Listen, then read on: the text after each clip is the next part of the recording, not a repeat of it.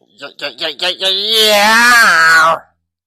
This is SFS for Wrestling presents Down the Dirt Road. Very interesting. See, a lot of wrestlers back in the day, they went down the dirt road because that's what they had to do to make a bloody living. You see, if you didn't turn up back in the bloody day, back in the Tuesday days, you know what happened? You don't get bloody paid. That's why the wrestlers take it so seriously back then, because it was serious. It was like being a made man in the mafia. If you didn't work and the house didn't draw, you didn't get paid. And I am going to go into the news and review Raw this episode, you know. And I'm going to review the interview that Triple H did on a flagrant or something. Yeah, I actually like that man that does that. I agree with a lot of what he says. I think he's very in the middle when it comes to his political affiliations. He's very open-minded. You know what man I'm going on about? The guy who showed up on Raw. I don't actually know his name. I know he's from New York. He's a New Yorker. Yes, son. Yeah, done. Yeah, he's a New Yorker. You know what I'm going on about. He's interviewed like Joe Rogan and fucking Theo Von and shit like that. He's mega, you know. He's up there with the Joe Rogans and the Theo Vons. Joe Rogan, I don't mind Joe Rogan. Theo Von, I think, is fucking hilarious. And this flagrant guy, with the mustache, I agree with a lot he says. Anyway, let's get to damn wrestling and less about the bullshit politics that just piss me the fuck off. But, to be honest, speaking about pissed off, I mean, this show, it didn't piss me off because wrestling cannot piss me off. But this show, going into fucking WrestleMania, no. This build up to WrestleMania, I've got to be honest, fully honest with myself. I'm not going to fucking lie and like a lot of the fans do or people that work for WWE do and, you know, say in interviews. This build up for WrestleMania fucking sucks. Camel dick. That's a polite way of putting it. This build-up has been a disaster. We've had our high points with Cena turning heel, but no real follow-up. And where the fuck is John Cena and The Rock? Where are they? I mean, at least bring out John Cena. Yeah, we all know The Rock is not in the story now, but, you know, it's just... I think the fans, these certain fans will accept anything that they're given, which is cool. You know, in life you need to accept everything, really, unless you suffer, you know. But that's a different conversation altogether. But come on, man. It's just fucking... You compare this to fucking the WrestleMania 17 build-up with Austin and The Rock. You know, or last year's WrestleMania build-up. Or the, you know, the build-up for WrestleMania 31 or 30. This build-up is... And WrestleMania 39, to be honest. This build-up is absolutely fucking terrible. I mean, this whole thing with Paul Heyman and, you know, being in the corner, it just does not come across as being a big deal to me at all. It's just like, what are they fighting over? Seth, Roman, and Punk. They're not just fighting over some fucking fat cunt who owned ECW's fucking respect. Who gives a fuck? You know? Seriously, man, I don't give a fuck about this shit. I mean, what? It's like a schoolyard kids fighting over getting a teacher's respect or fighting over this fucking pretty girl or something. It's not intriguing storyline. I'm not invested in this storyline whatsoever, really. It's just stupid. They're talking about some fucking guy who's kind of irrelevant now. He's not really on the island of relevancy anymore. And Roman Reigns, basically is on his own now. You know, he's not got the bloodline with him. He's just solo Roman Reigns. And it's just confusing, like, you know, Heyman coming out with Roman, not picking a side. I mean, it does bring a bit of mysticism and intrigue. I like the unknown, but at the end of the day, it's no big deal. You know, I don't really care whose fucking side Paul Heyman's on, to be honest. I mean, that favour was underwhelming when I think about it.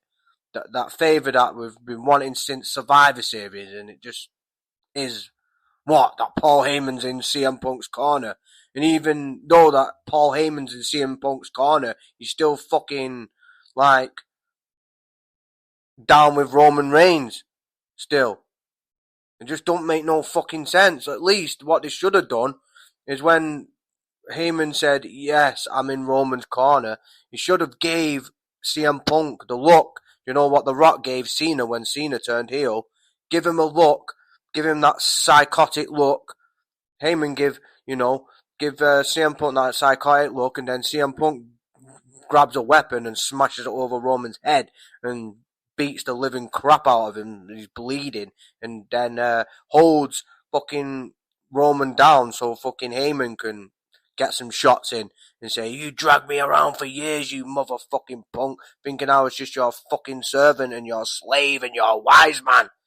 You know, so Heyman's got a reason to turn on Roman because Roman's been using him basically for all his dirty work, and Heyman's got sick of it. That's what should have happened, not this confusion of fucking Heyman is in CM Punk's corner but still fucking likes Roman.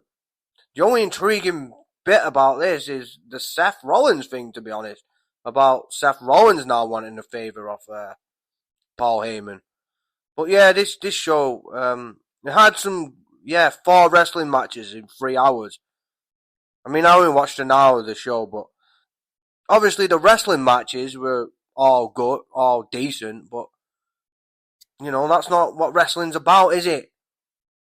You know, it's about, you know, especially coming into WrestleMania, you want the fucking stories to all come to a climax. Think about WrestleMania 15, the Raw before then, when Austin came out in the fucking beer truck and sprayed the fuck out of McMahon and The Rock. And then later on that night, The Rock faced Mankind and the Big Show faced Austin. And they all fought it out.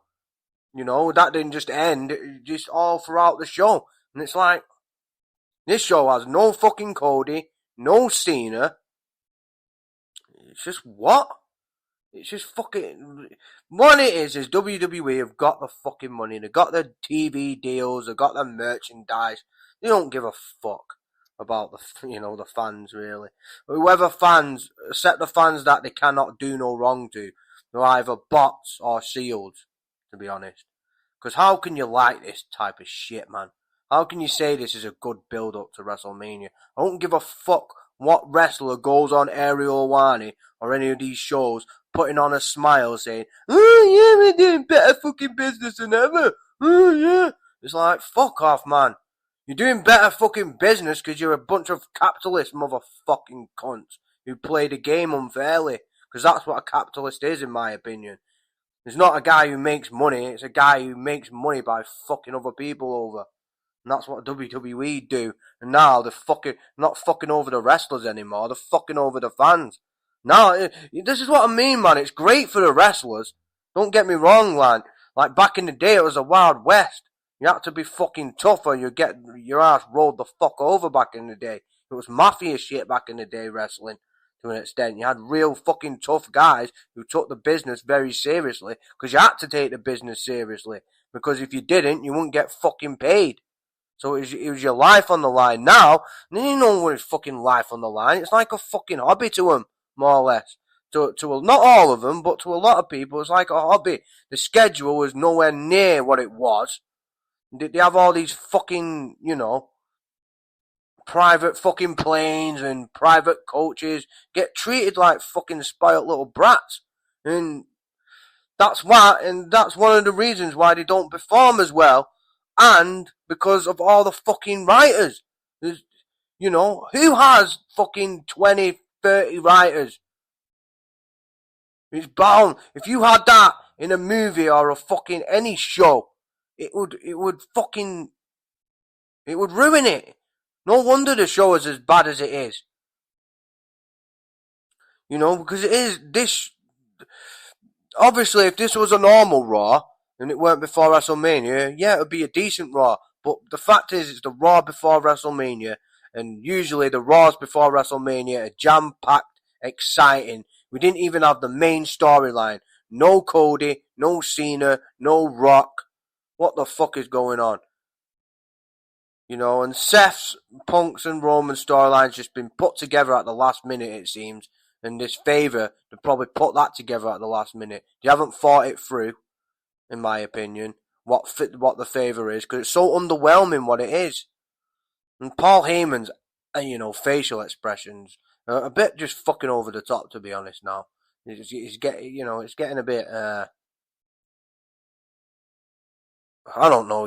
It's just getting a bit over the top. I think Paul Heyman is kind of past his expiry date, to be honest. A lot of people would disagree, but at the end of the day, he can't fucking act for shit. His facial expressions are just too forced. They really are. It's just like me talking, trying to laugh.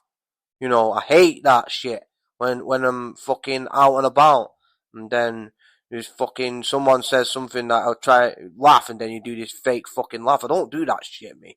If I don't laugh, I don't fucking laugh. Unless it just spontaneously makes me fucking laugh. That's when I'll laugh. And I laugh off deranged shit anyway. But no, this build up to this WrestleMania is absolutely, I thought it was going to be great. I didn't before Elimination Chamber, but when Elimination Chamber with the Cena fucking heel turn, I thought, yes, this is going to be a great WrestleMania now, but no, they've not followed up on it at all. I mean, Cena, what the fuck, man? He's in the main event at WrestleMania, and he's not even on the show, on the fucking go-home show to WrestleMania. Who the fuck is booking this shit? That's what I want to know. And, if there's 30 fucking writers, man, they need to fucking do something about this. Unless I think Netflix is going to fucking drop them. If it continues. Because they've lost, in fucking 2 months, they've lost like over 3 million viewers. I mean, Netflix must look at that. And if this keeps going on, then, I think they're going to get chucked off Netflix. Fox have already washed the hands of WWE. I appreciate these wrestlers going on these shows and saying, it is what it is. And yeah, obviously, if I was a wrestler working there, yeah, it is what it is. I've got a job, I get paid, but fucking hell, man, if you're serious about wrestling, then try and entertain the crowd. Try and make me suspend my disbelief for a little bit, I can't watch a Raw. I can't watch a full Raw. Not 3 hours of complete bullshit that's just going to make me go to sleep or make me want to put my fucking head down the fucking toilet and drink some bleach and fucking end it. If I watch fucking wrestling every fucking week for ages, I never, ever have touched smack or crack cocaine, no matter how bad my life's got. But I'm telling you, fucking some of these wrestling shows fuck with my head so much that I'll probably end up fucking wanting to score some smack or some fucking crack because weed ain't fucking strong enough to take away the boredom and the complete fucking confusion and disorientation that these wrestling programs are giving me at the moment. No, I've got to be honest, it's bad. It's one of the worst build-ups to a WrestleMania in quite some time. I mean, there's been a lot of bad build-ups over the years, since the early 2000s, but yeah, this one is bad. And the only thing really I'm looking forward to in this WrestleMania, to be honest, is the Braun Breaker and Penta match. Just because it'll be a good match. I'm not really looking forward to anything on this WrestleMania, except if Austin may turn up, because Austin's going to be in town because of a submission match Hall of Fame induction with Brett. So hopefully Austin will show up. Yeah, fucking hell. And it's good job because, if I did get paid, I would be watching all 3 hours of it, like some of these podcasters do. I ain't no podcaster, I'm just fucking about to the 100th episode, then I'm out this motherfucker. I'm just doing a little experiment, that's all. Anyway, the logistics. So, April the 14th in location. It was in South Sacramento, Pack. Even the homicide is kicking raps. Yeah, Sacramento, California, on the Gildan One Center. The attendance, according to what I've researched, there weren't a definite number on it, but it's 14,000 plus. And the cage match rating gave it a 7.2. My rating, I gave it a 4.2. And here's why.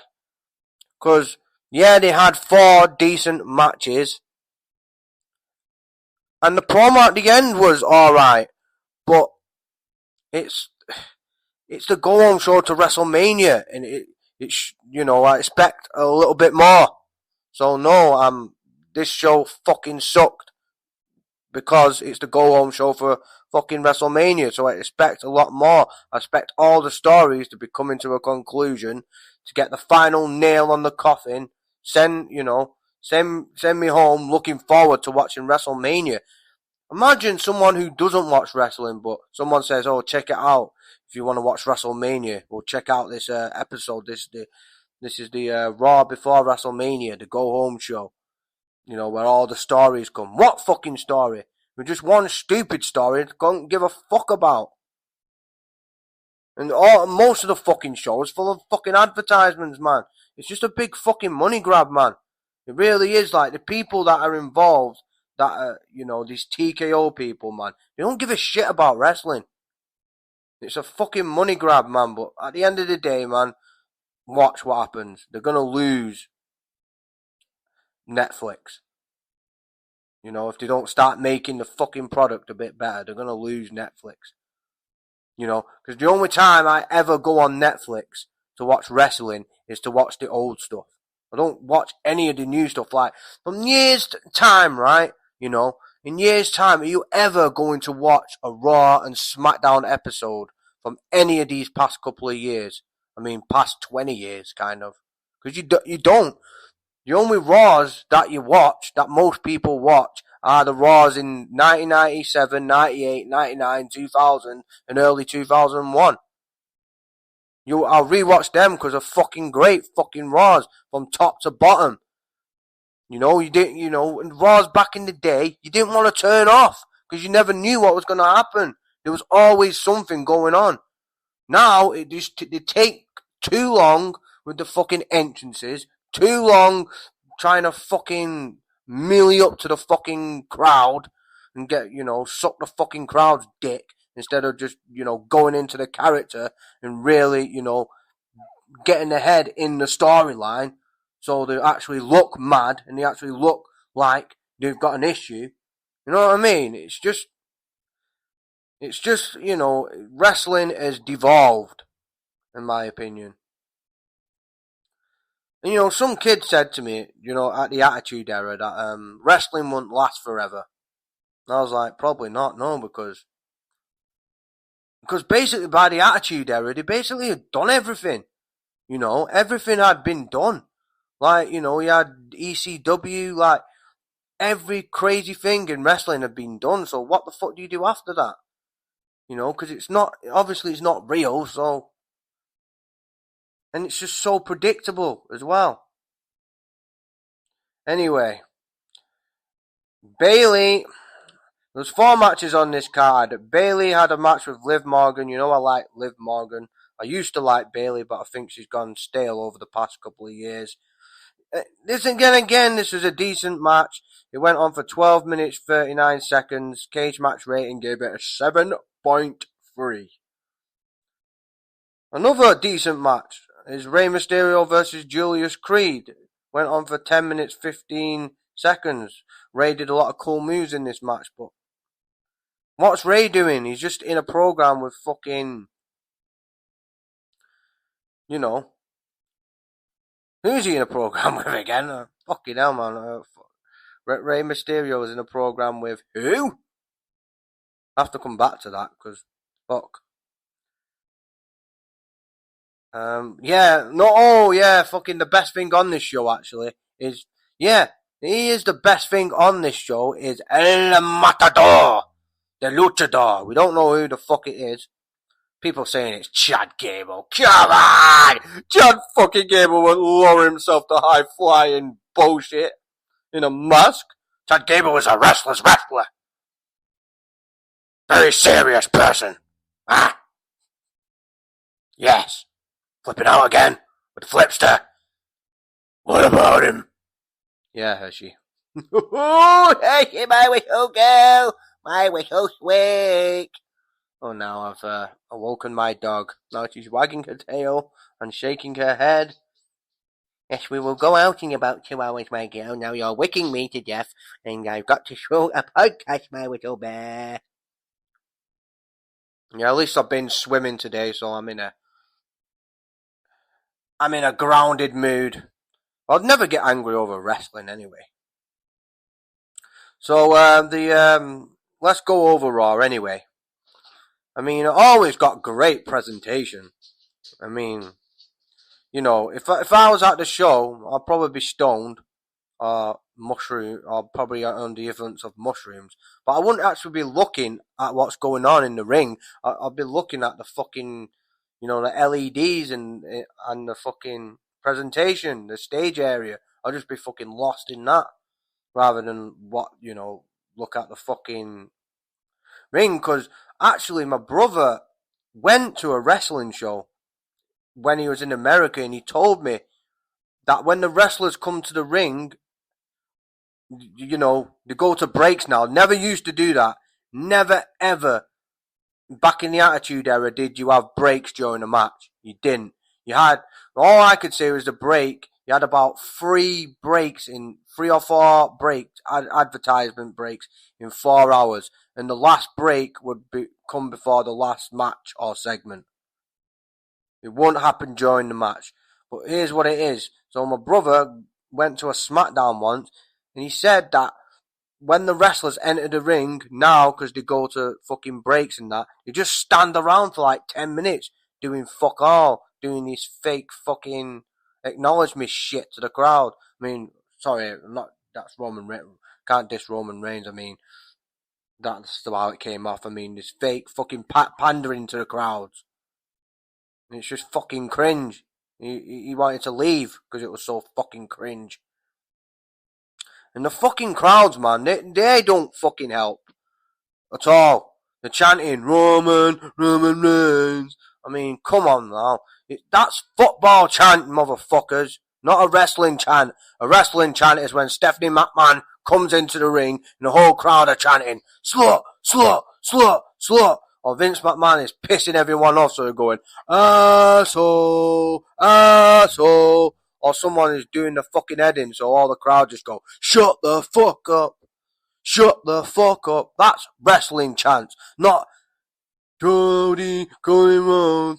This is awesome. No, it's what? You know, holy shit, holy shit. That chant. When do we get to this is awesome shit? It fucking pisses me off. You know, if I was in the crowd and I heard that, I'd be like, fuck you, I'll slap the guy. I'll fucking get whatever fucking snack I had, whether it's a hot dog or pizza, and I'll fucking shove it down the fucking throat. You know, have a bit of that fucking cock down your throat with a bit of fucking red cum, you motherfuckers. Anyway. So, during the main promo, Roman Reigns comes out with Paul Heyman, which is very confusing, because before, in the parking lot, Heyman is talking to CM Punk, and Roman gets out of the limo and just walks past him, while CM Punk sarcastically waves to Roman. I don't know who the babyface or who the heel is, which doesn't really matter, because it's Roman and Punk, so, you know, they're already over, so they can get away with stuff like that, I suppose. But yeah, it's confusing how Roman just walks past fucking Heyman with a fucking scowl on his face, and then next thing you see him walking out with Heyman. That confused me a bit. Now, yeah, it takes fucking ages for Roman to get to the ring. That's what I don't like about Roman sometimes. But Roman says, you know, it's a good promo though. They go, Roman, gets to the point and says to the fans, like he's got a relationship with the fans, which he has, because he is our tribal chief. And he is my tribal chief, and I will always put the one up to Roman Reigns. He has earned my respect over the years. So he says to the fans won't betray me, but the wise man did. Then the crowd start chanting to Paul Heyman, "You fucked up! You fucked up!" Like the fucking, when they botched the moves in ECW, so Heyman is very familiar with that chant. So the crowd are booing the fuck out of Heyman. And Roman's going on about the crowd, that the fans won't betray me, but someone I know, somebody who you can guess, has betrayed me. And the crowd are booing the fuck out of Heyman. And Paul Heyman then's got that weird look on his face. You know, that's getting a bit old, to be honest, you know.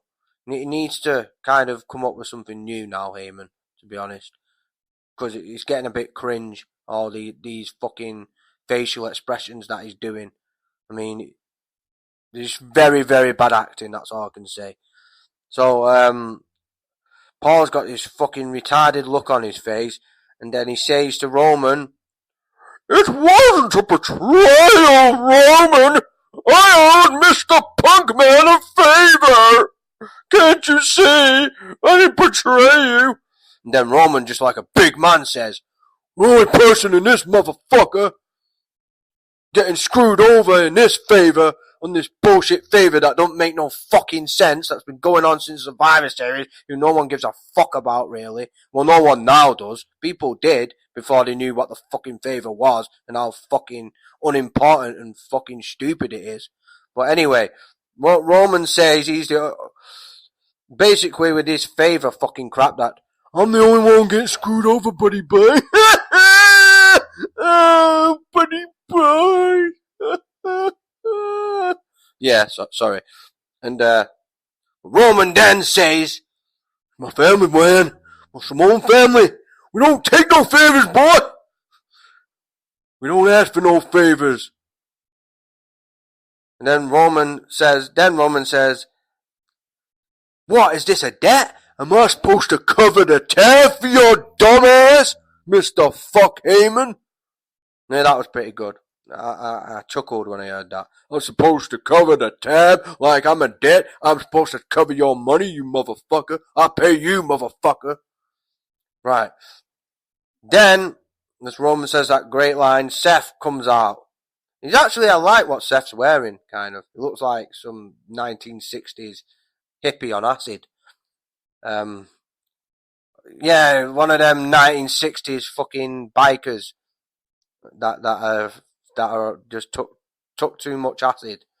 Yeah, to be honest. He comes out wearing a black leather jacket vest. I mean, it looks very nice, don't get me wrong, you know. Don't know if you get the bitches like that, but then again. Right, and then Seth says to Roman, "It took you 10 years, Roman, to figure this shit out." And I'm thinking, what? What do you mean 10 years? You mean you screwed him 10 years ago when you left the Shield or whatever? I don't know where Seth's going with this, but Seth does have a point now, because he says to Roman, if you're the future of the business, a fucking part-timer like you, like Roman Reigns, is the future of this business, because this is what this triple threat match is. It's for the future of this business, which is bullshit, because these three are basically, you know, they kind of had the peak in their careers, in my opinion. You know, it's time for someone else to kind of take the reign. Now, I mean, Roman was champion for nearly 4 years. I mean, Seth has basically done it all as far as wrestling matches and feuds and everything. And CM Punk, you know, he's in his mid-40s, and he's basically done it all, except main event WrestleMania. Fucking hell. But yeah.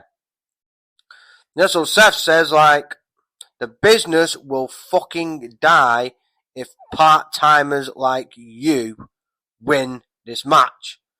And the same can be said for Mr. Punk. His business will be down the fucking sewer, right below rat shit.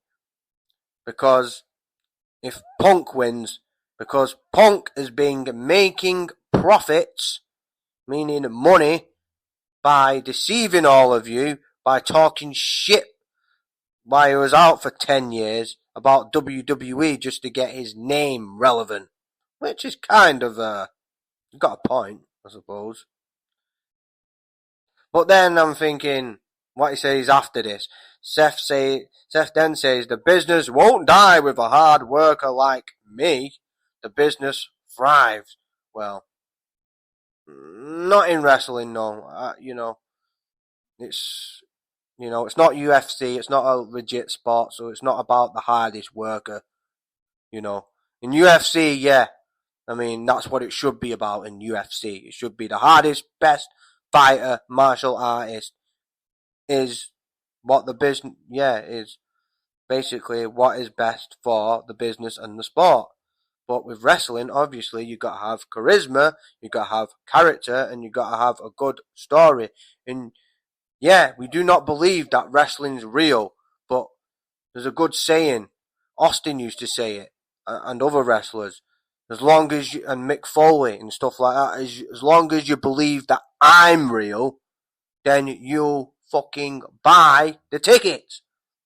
And the only people that are going to be buying these tickets at WWE are completely fucking ripping off, totally screwing the fans out of money, is the people that are just dead fucking loyal to WWE. You can't do no wrong. It just seems like they're not trying, They need to, and the organization needs to change. They need fucking one writer, one producer. It's a fucking clusterfuck. So Seth then says about the favour and saying that favours is a choice as he looks at Heyman, who looks bewildered. Seth then says Heyman owes him a favour, but Heyman is a backstabbing fucking dirty scumbag. I don't think he said dirty, but I just put the extra thing in there. Seth says Paul Heyman will choose me for the favour, which I think he will. I think Paul's going to go on Seth's side. I think Seth's going to win this triple threat match, to be honest. Just got a feeling that Heyman is going to screw Reigns and Punk at Mania and go for Seth. Seth's like the dark horse in this match, really.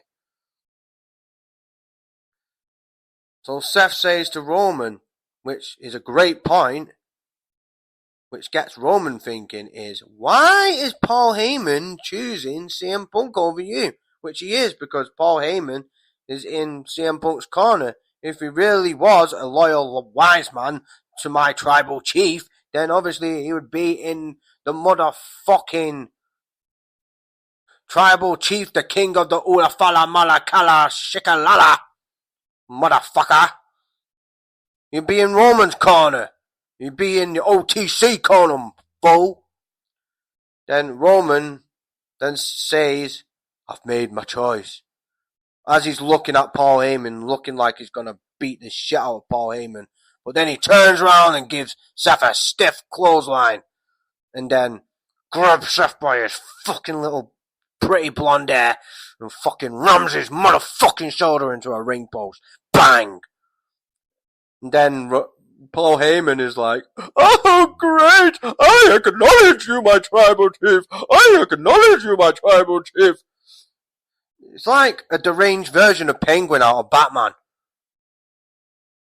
You know when Penguin starts to acknowledge in Gotham, like tries to suck up to, what is it, Donatello, or what's he called, Falcone or something, man. Yeah, he tries, so he don't kill him. Like he'll suck up to him, like yes, I will do anything for you. I will do anything. Not the show Penguin with Kurt Russell. I mean, the Gotham thing. Yeah. Anyway. Yeah. So Paul Heyman's just looking like a deranged fucking superhero sidekick that don't know what the fuck he's saying, really. and just saying, I acknowledge you, I acknowledge you. And Roman's like, grips him and like, shut the fuck up, man. You're making me fucking feel sick with your stupid fat fucking face talking to me. So he just shoves him to the ground, like, fuck off. And then, here we go, CM Punk. Music conveniently hits, and he runs out. And this is what I like, which should happen all the time. There's no half step here. CM Punk just runs out, double takes, double legs Roman Reigns, just like you would in a real fight. Double legs Roman, and starts beating the shit out of him. Clotheslines Roman over the top rope. Then Punk starts to check on Heyman, who's frozen up, fucking paralytic in a fucking corner. You know. Then Roman goes to the opposite corner and gets ready for the spear, and boom! Hits a spear on Reigns and then starts to ground and pound the fuck out of him. But Roman has his eye off the ball because Seth comes out of nowhere with a steel chair. Deja motherfucking vu. That's all I can tell you. 10 years ago. Just copying off the thing that happened 10 years ago when Seth turned his back on Moxley and Reigns. And he hit Reigns with a chair, didn't he? And then he hit Ambrose. Yeah, that was a good heel turn, that, because it gave Seth the push that he needed at the time. You know, because they were shoving Roman down our throat and people weren't ready for Roman. So they needed a goofy heel, which was Seth, who could wrestle his ass off, which Seth could do. Yeah, so Seth gets the upper hand of everyone by giving Reigns a curb stomp and Punk a curb stomp. And then he looks directly at Paul Heyman, who has terror in his eyes as Raw goes off the air. And other things that happened on Raw. AJ and Karrion Kross had a decent match. I mean, I don't know much about this Karrion Kross guy, to be honest. I've heard that he's been in WWE for a while. Obviously, he's got the look and the size, and that woman that's with him, I don't know why they're not doing much with him. I mean, he's not a very good in-ring wrestler, I'll put it like that. You know, he's not very good at his timing. You know, AJ basically carried him through this match. But I do like the woman with him, that Scarlett. She's like this naughty, nasty, naughty. I'm going to say dirty, because I think she'll be proper fucking dirty in the bed, man. Come on. Just look into her eyes. You know she loves to suck on that, you know what. Ha ha! You know she likes to get licked all over. You can just tell, man, she is one naughty bitch. I'm telling you. Bet she likes getting punished. I mean, I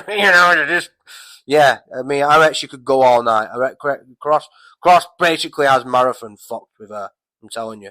She's got that look. You know, I know that look on a woman. That seductive look. It's that seductive look, but it's mean. It's not like a loving look. It's more like, oh, I'm gonna get you on your fucking bed and fuck you hard all night, and I'm gonna fucking punish you. That type of shit, like a really naughty, a naughty fucking devious woman type of thing. I like, towards the end of the match, AJ Styles, which, AJ knows what the fuck he's doing. AJ is probably one of the best workers.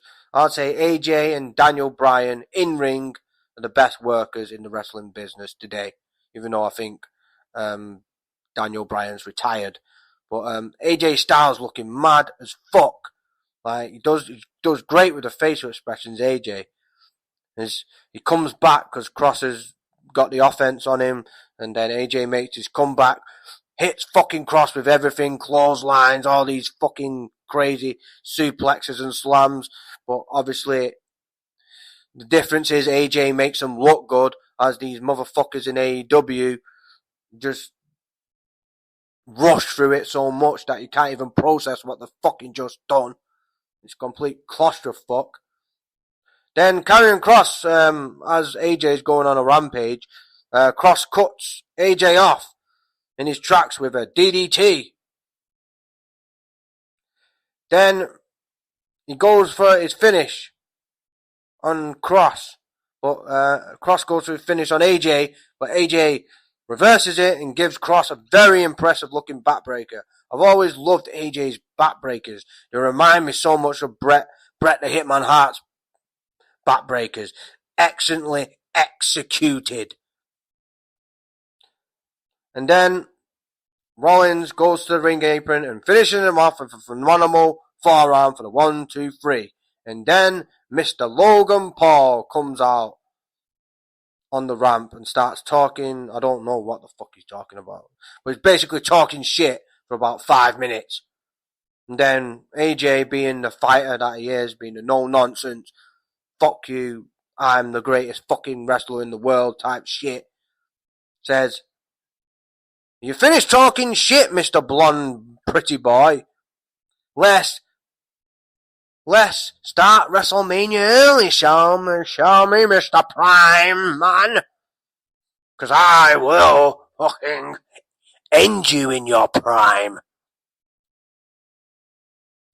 Yeah, so he invites Logan into the ring, only for Kross to attack AJ from behind. But AJ, being the fucking motherfucker that he is, kicks the shit out of Logan and Kross as they try and double team him.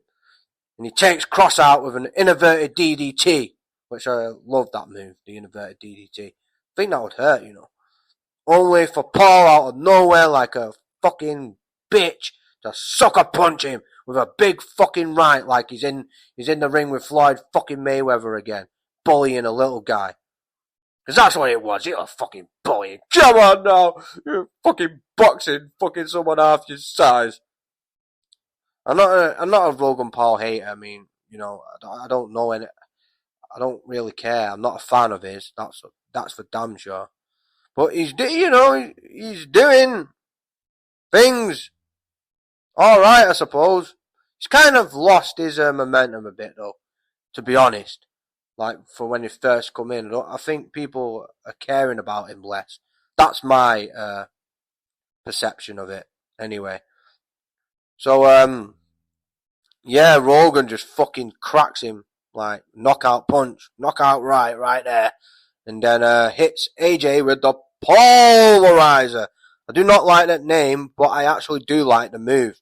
That side suplex, where he puts him in a side suplex and in midair drops him with a DDT. I like that move. I do. You know, that's a great move, you know. Now, to the Bayley match. I mean, Bayley is kind of she's kind of gone stale since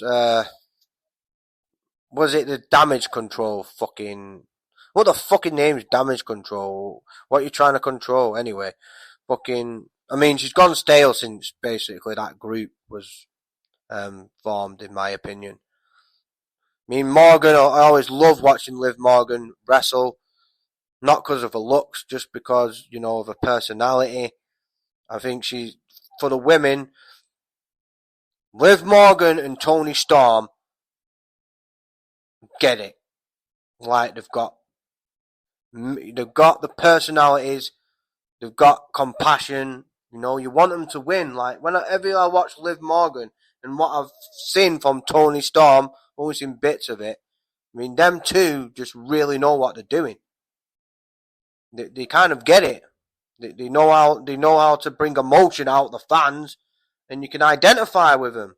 Like, a lot of women, I think, can identify with, especially Liv Morgan, and fucking Toni Storm is one entertaining fucking woman. She you know, she's got that Betty Davis thing going on. You know, Betty Davis, who started off the Oscars when the Oscars are full of fucking shit. was made up just to fucking get more money so they could give the awards to whoever. Well, Betty Davis was one of the Oscars puppets, but she was a good actor in the 1930s and 40s, and she was basically the best looking woman in Hollywood. Everyone people know who Betty Davis is, but she's got that Betty Davis look, so she's going for that 40s, 30s look, and I like it.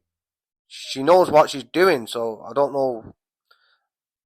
If AEW doesn't get its act together, I think that Tony Storm should go to WWE, because the women's division's getting a bit stale at the moment. Nearly as stale as the fucking tag team. Well, I don't think WWE has a tag team division at all. It really doesn't. I think it's non-existent. So Bayley and Liv have a good match, like I said, good moves and all that. And towards the end of the match, Bayley hits Liv with a belly-to-belly suplex. And Bayley kind of has the match won, but the gangster biatch, Raquel, dressed as a motherfucking gangster bitch. I bet she really is in real life, man. I bet she runs some fucking drugs for the cartels down in Mexico. Stereotype! No, she doesn't really. But you know what I mean? The thing with Raquel, man, I didn't like it when she came out and smiled, because I'm looking at Raquel and I think, this is one mean Mexican bitch. I would not want to fuck with Raquel. She's fucking huge, and that just smile was just, you could tell that was not her. Like the whole fucking white teeth fucking smile. You can tell this with the bandana and the fucking, she's like, one of these women that you don't fuck with. Like, she's very good looking. She's good looking, but you would have her more as one of the lads. She's like one of the lads, She'd beat up most of the lads because of her size and her look. I can tell that she would. So she'd be like, she could even be a fucking bodyguard. She'd be like a great female fucking bodyguard. Like, and these gangster bitches that work for the cartels, not stereotyping, I'm just saying, or work for any gangs or any like organized crime. I mean, she would be a great prospect for that if she didn't wrestle, in my opinion. She would be working for the mafia and some shit, but doing the dirt, putting in work for the mafia, because she would be a hit woman, one of these, not one of these women that would lead you in a honey trap, but one of these women that would just come up to you and just fuck you and then kill you, or fuck you and let you get yourself together, then fucking kill you in a fair fight. That's what I think. So yeah, Raquel breaks it up, then Bayley beats the shit out of Raquel, which I don't think is very believable, and then beats Liv with a very impressive roll-up. Yes, it looked very impressive, actually, the roll-up. El Grande, who's been sneaking back into America from sneaking out of America just to sneak back in through the tunnels that El Chapo built, or whoever runs the cartels built. Because now with all the ICE motherfucking shit going on, is El Grande just literally casually coming back from Mexico to America if he says that he's Mexican. I mean, he must sneak in and sneak out very carefully, either through a fucking tunnel or in the back of a fucking luggage van or some shit. So El Grande sneak attacks Rey Mysterio after his match. As that's happening, Dragon Lee, another legendary luchador, tries to attack Chad Gable. Well, that's who they think it is. How the fuck do you know? Have you seen Chad's face? No. Do you think Chad would lower himself that low to sneak in and out of Mexico just so he could call himself a luchador when he is an Olympic style real wrestler? Very accomplished. No. Where is his gold medals? No, he don't have any gold medals. No. He's not Kurt Angle, but still, he would not lower himself to that. And Kurt Angle would absolutely kill him if he knew that, because that has got no integrity whatsoever to that. So, Dragon Lee tries to attack supposedly Chad Gable, but Gable just knocks him the fuck out with this little metal helmet, which is great, man. Luchador should use more of that, because that'll give him the advantage so much, especially against the bigger guys. You know, when Rey Mysterio used to fight Big Show and shit like that, that would have done him well if he did what El Grande or supposedly Chad Gable does, fucking stashing the helmet in his luchador mask and just fucking headbutting him and knocking him the fuck out so they can, you know. Yeah, so he knocks out the LWO and Rey Mysterio with a metal helmet twice in 2 weeks. I think, Chad Gable or El Grande, whoever the fuck El Grande is the best thing on the show at the moment. It's just hilarious, and the way Pat McAfee he says, "It's not Chad Gable. What are you doing, Chad Gable?" He kind of sounds like the King when he used to say about Brian Christopher not being his son, Grandmaster Sexy, and saying, "That's not my son." And the daddy's just fucking pissed off when he loses the match. Bron Breakker, in another moment, Bron Breakker comes out after being attacked. Yeah, he's savagely attacked backstage by Finn Balor and Carlito and Misty Dom Mysterio. I mean, that's how Dom does it, motherfucker. The guy's a G, motherfucker. One day in the motherfucking pen. You know how hard he is now. Look at his mustache now. He's proper OG status now. Dom is proper OG status. And you do not fuck with Dom, because Dom knows. I'm telling you, Dom's got connections, man. You don't know what type of people he met when he did half a day inside. I'm telling you, that guy is one scary motherfucker. Meaning, Bron Breakker definitely is one scary motherfucker, because he's a fucking Steiner. And his uncle is probably one of the scariest motherfuckers ever to come into wrestling. But Bron Breakker comes out on the ramp, and Carlito's standing on the ramp, and you remember the previous week, fucking, that was great. That running spear, that must have hurt fucking Carlito. Because fucking Bron spears the fucking shit out of you. He proper just fucking decks you. I think his spear is actually better. Not better, but, just as intense. It reminds me of the intensity that Goldberg used to spear people with. And Bron Breakker's just built like a fucking tank. Man, you can tell that he's a Steiner. There's just something about them Steiners' DNA, man, that you don't fuck with. Yeah, but he doesn't manage to this time. He just runs in the ring, and he's pissed. So he runs in the ring, and this is what I love, what should happen a lot. Same thing that CM Punk did on this show. Runs to the ring, and double legs Balor, and grounds and pounds him, just like he would in a fight. Then Dom and Carlito come in and start double teaming Bron, but Bron, fucking being the savage that he is, muscles his way out of the double team, and then hits him with a beautiful looking double spear. Boom! Both of them out for the count. Then Bron has got his eyes set on his opponent at WrestleMania, the match that I'm most actually looking forward to be honest. He tries to spear Penta, but as Bron goes to spear Penta is in the corner. Penta teep kicks Bron in the face. And then he does this side little Hurricanrana. If you look, he doesn't get all of it, but, is what it is. Yeah, he does a side Hurricanrana, Bron goes right out to the ringside. And then Penta goes on the top rope and bombs away! Fly, oh, he can fly.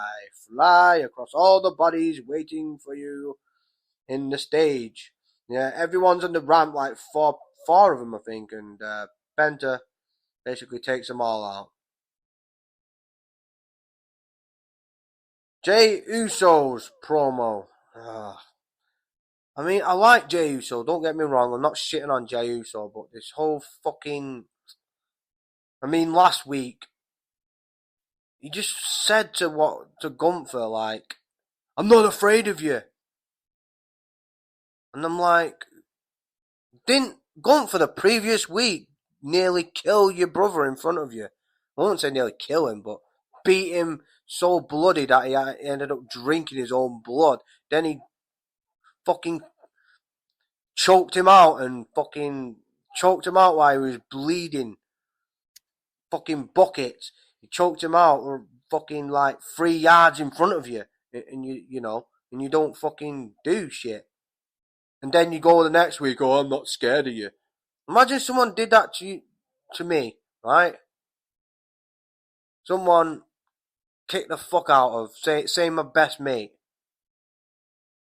and tied me up to a fucking gate, handcuffed me to a gate, and basically stomped out my best mate, okay? Say that happened. Would I then the next week or the next couple of days go up to him and say, I'm not scared of you anymore. I'm not scared of you. I mean, what the fuck? You know what that shit reminds me of? These bitches back at school that used to say that they're gonna batter, like they'll go, yeah, I'm gonna bang this guy. Yeah, when I see this guy, I'm gonna bang him. And as soon as they see him, they'd like stop in the tracks and then start talking to him, saying, yeah, man, I'm fucking you. Start muttering and fucking stuttering, and then for fucking half an hour, you're like, come on then, fucking hit him then, you cunt. And they don't, they just fucking stare at each other. I mean, that. But this Jey Uso Gunther thing has very disappointed me that they haven't listened to me about the invasion of what could have been the greatest wrestling storyline of all time, with a fucking worldwide issue on our hands, with the new Nazis in Germany invading the little Samoan islands in these little dots in the planet Earth. If you geographically look at it, there are little dots and they're islands near New Zealand, and they happen to be Samoan Islands, and that's where the new Nazi party, led by none other than the General Gunther himself, invades the whole island. And then we got an international incident. But no, they don't never listen to me, ever. They just think they know what they're doing. I mean, I had hope for this 2 weeks ago when Gunther, bloodied up Jimmy. But these past 2 weeks, it's like, the week before WrestleMania, you got them fucking cutting separate promos on each other, basically. I mean, you don't even have them face to face. You have at the start of Raw, Gunther coming out, and then towards the end, you have Uso coming out. I mean, Gunther's promo was good, but it's not Gunther. It's the way they do it. I mean, why don't you have them fight backstage at least? Don't Uso need to get his revenge on Gunther? Or Gunther do something else to Jey? I mean, really, man, they just fucking insult your intelligence, man. Just aim it at, it's so fucking staged now. It's just, it's so choreographed. It's over choreographed. I'm telling you. Because they must really be rigid with a lot of this shit, man. They need to be less rigid and a bit more spontaneous, man. I mean, I listened to Triple H's interview the other day, and I agree with a lot of shit he said about, the bookings, about how people, like, say, not like me, kind of, say, oh, do it this way and do it that way. But obviously, it's not as easy as that, no, which I'll get into the Triple H interview. But, you notice, Jey Uso starts talking like he's a Crip. He starts saying, cuz, and other shit. I'm like, who the fuck has you been hanging around? Or is Jey Uso one of them Samoan Crips in South Central? Because there is Samoan Crips. There's that fucking crazy motherfucking Crip who's in jail now, who did a show. He has a tattoo on his head called Overkiller, and he goes, 55th Street on Hood. I'm taking a baby steps out of motherfucker. Yeah, that Cripper Mac. You know what you should not I've noticed you cannot say this word around a crip. If you do, it's punishable by death. It's a word, it's a C word called. I don't know, well, I'm not mentioning it because I'm in England, so I went to the shop and ate some crab. Never say that last word to a crip, because that could get you killed, seriously. That's a big insult to a crip. You know, so if you ever go to South Central LA, you see somewhere where if you're in a crip neighborhood, never say the word crab. Or you end up one dead motherfucking crab, motherfucker. And he's standing on the announce table and, you know, the crowd are chanting yeet after everything he fucking says. I just think it's too fucking manufactured, to be honest. I mean, Gunther's promo wasn't. Gunther's was more straight from the heart. And then Jay says something that really no one's going to believe what you say there. That Gunther is afraid of me. And I'm going, whip his ass in front of 60,000 yeet chanting motherfuckers in Vegas. I mean, I like Jey Uso. I do. I just think that these promos that he's doing over the past 2 weeks have been very manufactured, and it's not the right thing to do, and it's making Jay look weak and making him look manufactured. You know, you don't say to someone who's just beat your brother nearly to, you know, fucking half dead in front of you, oh, I'm not afraid of you anymore. It's just absolutely fucking crazy. In the news that we'll get into, I'm just taking an intermission and I'll be back with the news. Talk more about Raw and try and get this Triple H, my thoughts on the Triple H interview. I will be back. Just the intermission.